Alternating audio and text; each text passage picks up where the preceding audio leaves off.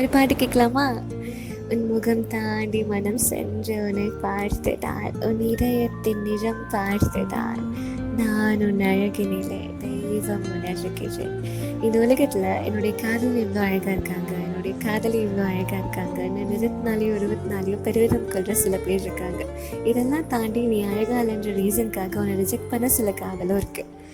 நான் ஒருத்தரை நேசிக்கிறோன்னா அதுக்கு நான் அழகாக இருக்கணுமா? எனக்கு ஒரு விஷயம் மட்டும் புரியவே இல்லை. இந்த நிலையே இல்லாத அழகை பேஸ் பண்ணி வர லவ் மட்டும் இப்படி நிலையாக இருக்கும்?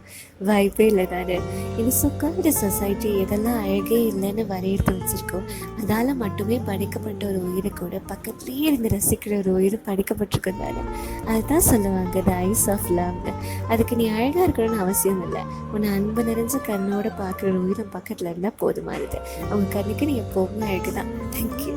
நான் உன் அழகினிலே